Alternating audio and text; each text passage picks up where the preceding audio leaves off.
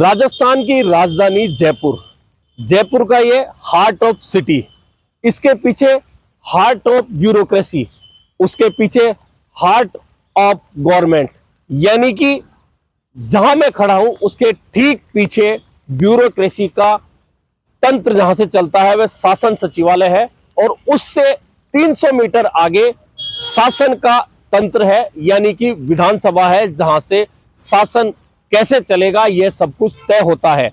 और राजस्थान में अब 2023 दिसंबर के बाद में शासन कैसा चलेगा, कौन चलाएगा, इस बात को तय करने के लिए जनमत तय हो रहा है, और यह जनमत 25 नवंबर को तय हो जाएगा। हालांकि जनमत किसके साथ जाएगा यह तब तय होगा जबकि 3 दिसंबर को जनमत का परिणाम सामने आएगा। लेकिन अभी चल रही है कश्मकश कि जनमत किस तरफ जाए, जनमत किस तरह से हमारे पास आए। कांग्रेस अपना प्रयास कर रही है, भाजपा अपना प्रयास कर रही है।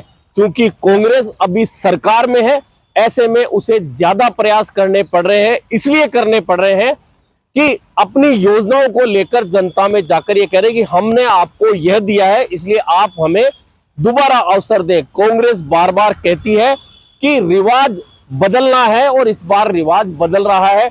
मुख्यमंत्री अशोक गहलोत तो 156 तक का दावा कर रहे हैं, जबकि राजस्थान में कांग्रेस कभी भी 153 से आगे नहीं बढ़ पाई। 153 भी तब जब राजस्थान में दिग्गज कांग्रेस के नेता एक साथ चुनाव में उतरे थे, यानी कि 1998।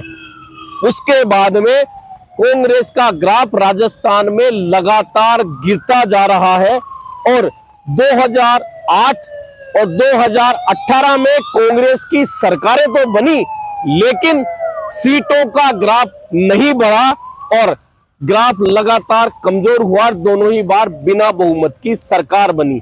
अब कैसे कांग्रेस की सरकार बनेगी यह उनका सोचना है, लेकिन जमीनी हकीकत यह है कि कांग्रेस का किला, कांग्रेस का घर दरक रहा है, और इस दरकते घर में से घर में रहने वाले, किले में रहने वाले लगातार जगह छोड़कर जा रहे हैं।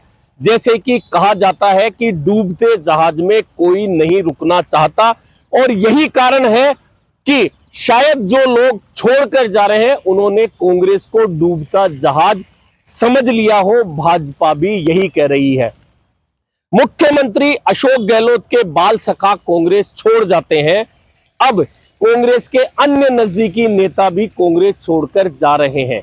आज 2 पूर्व विधायक रामगोपाल बैरवा और अशोक तंवर कांग्रेस छोड़कर जाते हैं और भाजपा का दुपट्टा पहनते हैं।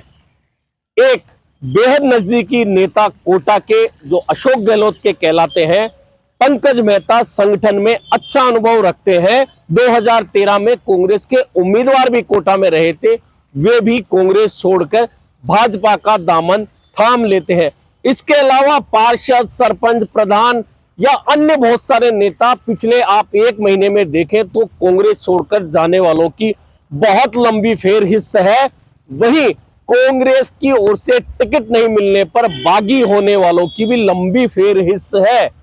इसके बावजूद भी यदि कांग्रेस ये सोचती है कि उसके लिए सब कुछ अच्छा है और जिन गारंटियों की बात वह कह रही है वे गारंटियां उसे जीत दिला सकती हैं, तो ये कांग्रेस का सोचना हो सकता है। और कोई भी पार्टी जब तक हार नहीं मानती जब तक कि जनमत का परिणाम नहीं आ जाता। एक बहुत बढ़िया उदाहरण है मेरे पास। मुझे अच्छी तरह पता है कि जब 2013 में वोटिंग हो चुकी थी राजस्थान की, उस समय भी कांग्रेस 310 योजनाओं के नाम पर चुनाव लड़ने गई थी, और वोटिंग के बाद में प्रदेश कांग्रेस मुख्यालय पर एक समीक्षा की गई थी सभी उम्मीदवारों को बुलाकर कि क्या स्थितियां रहने वाली हैं परिणाम में। और उस समय लगभग 180 उम्मीदवार आए थे, और 180 में से 97% उम्मीदवारों ने कहा था कि वे चुनाव जीत रहे हैं। लेकिन जब नतीजा आया उससे पहले भी कांग्रेस ने हेलीकॉप्टरों की व्यवस्था कर ली थी, चार्टर प्लेन की व्यवस्था कर ली थी, कि अगर कुछ सीटें कम पड़ेंगी तो हम निर्दलीय या अन्य छोटे दलों के उम्मीदवारों या विधायकों को अपने पक्ष में कर लेंगे।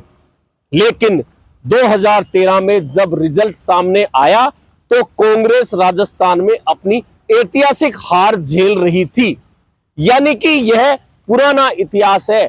इसके बावजूद कांग्रेस अब एक बार फिर गारंटी और योजनाओं के नाम पर कह रही है कि हम सरकार बनाएंगे और मुख्यमंत्री 156 की बात कर रहे हैं, लेकिन दरकता घर दिख रहा नहीं है।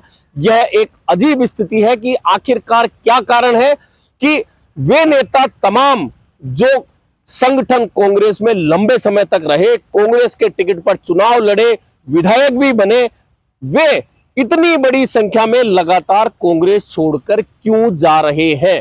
खैर, कांग्रेस इस पर क्या सोचती है वह जाने, लेकिन फिलहाल तो मेरे पीछे जो प्रशासनिक तंत्र का केंद्र है और शासकीय केंद्र है उसमें नए लोगों का इंतजार है।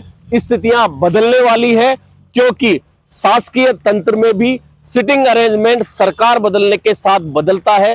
कौन इस तरफ आएगा, कौन उस तरफ जाएगा और कौन उस प्रशासनिक तंत्र पर अब शासन करेगा, यह 3 दिसंबर को तय हो जाएगा। लेकिन फिलहाल तो कांग्रेस का घर लगातार दरकता जा रहा है और कांग्रेस उस दरकते घर को नहीं देख रही। फिलहाल कांग्रेस 156 की ओर देख रही है। अब उसका नतीजा क्या आएगा यह 3 दिसंबर को तय हो जाएगा। उसके बाद पता चलेगा कि असल में कांग्रेस की गारंटियां कितनी मजबूत थी या फिर दरकते घर को नहीं संभालना कांग्रेस को कितना भारी पड़ेगा।